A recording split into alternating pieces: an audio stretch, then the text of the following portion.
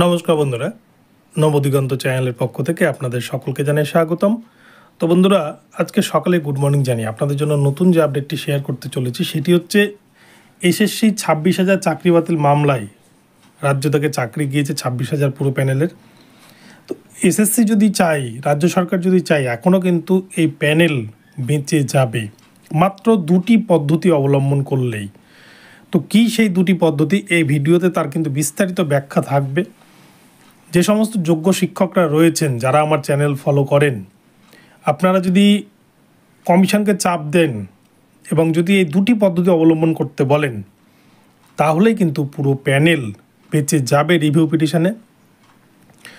এটা কিন্তু আমার কথা নয়, এটা বিভিন্ন আইনজীবীদের কথা এই ভিডিওতে তুলে ধরবো। তো চলুন আমরা বিস্তারিত এই বিষয়ে জেনে নিই। তবে তার আগে বলি, যারা প্রথমবার চ্যানেলটি দেখছেন, যারা এখনও চ্যানেলটিকে সাবস্ক্রাইব করেননি, আপনারা অবশ্যই চ্যানেলটিকে সাবস্ক্রাইব করে দেবেন।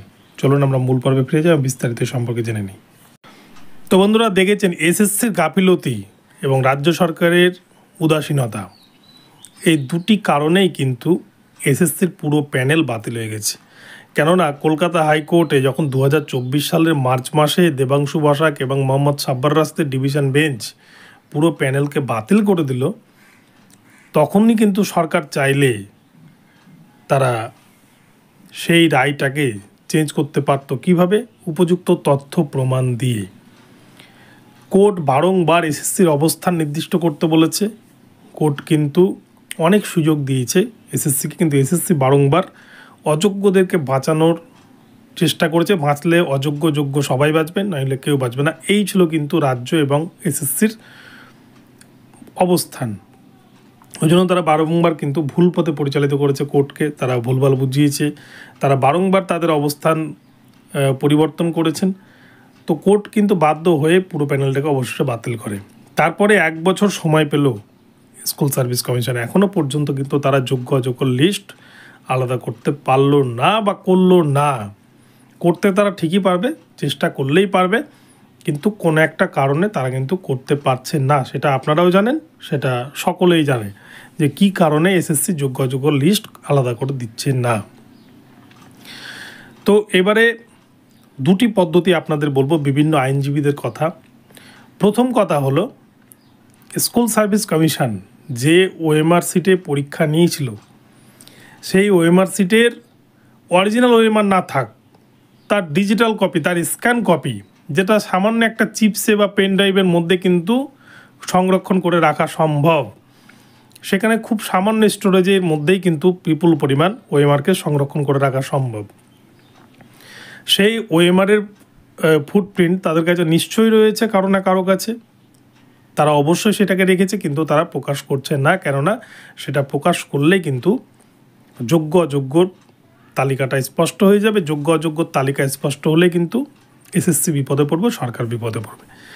তো এই হচ্ছে একটা প্রথম পয়েন্ট। এসএসসির যে মিরর ইমেজ, সেই ইমেজ যতজন পরীক্ষার্থী পরীক্ষা দিয়েছিলেন বা যতজন চাকরি পেয়েছেন ইন সার্ভিস, তাদের কিন্তু প্রত্যেকের মিরর ইমেজ যদি ওয়েবসাইটে পাবলিশ করে দেয় যে 26,000 জন চাকরি করছে, তাহলে কিন্তু দুধ কা দুধ পানি কা পানি হয়ে যাবে। এই একটা প্রসেস।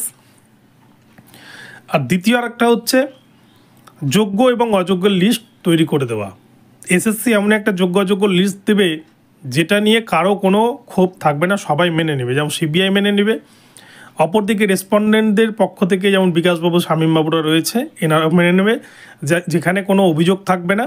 তাহলে কিন্তু কোর্ট যোগ্যদের চাকরিটা ফিরিয়ে দেবে। কিন্তু এই দুটো প্রসেসের কোনো প্রসেসই স্কুল সার্ভিস কমিশন সঠিকভাবে তারা রিভিউ পিটিশনে জমা করবে কিনা, সেটাই কিন্তু বিষয়। আমরা দেখেছি গতকালকে গোটা রাজ্য জুড়ে বিক্ষিপ্তভাবে কিন্তু বিভিন্ন ডিআই অফিস কর্মসূচি গ্রহণ করেছিল চাকরিহারা শিক্ষকরা, যার জন্য কিন্তু অনেক তুলকালাম কাণ্ড আমরা দেখেছি। তো যাই হোক, এই আন্দোলনের জেরে কতটা কি এসএসসি করবে সেটাই দেখার। তো এই যে বিষয়গুলি বললাম, এগুলো কিন্তু বিভিন্ন আইনজীবীদের মুখ থেকে শুনেছি। তারা কিন্তু বলেছে এখনও যোগ্য অযোগ্য আলাদা করা সম্ভব। মূলত ফুটপ্রিন্ট, ওএমআরে ফুটপ্রিন্ট এবং অযোগ্য যোগ্য লিস্ট, এই দুটি দিলেই কিন্তু অন্তত রিভিউ পিটিশনে সুপ্রিম কোর্টকে আশ্বস্ত করা যেতে পারে, বোঝানো যেতে পারে। সেক্ষেত্রে কিন্তু যারা চাকরি হারিয়েছেন তারা চাকরি ফিরে পাওয়ার একটা সম্ভাবনা থাকতে পারে। তো বন্ধুরা এখন এই পর্যন্ত রইল। ভিডিওটি ভালো হলে চ্যানেলটিকে সাবস্ক্রাইব করে দেবেন। দেখা হচ্ছে পরবর্তী ভিডিওতে। সকলে ভালো থাকবেন, ধন্যবাদ।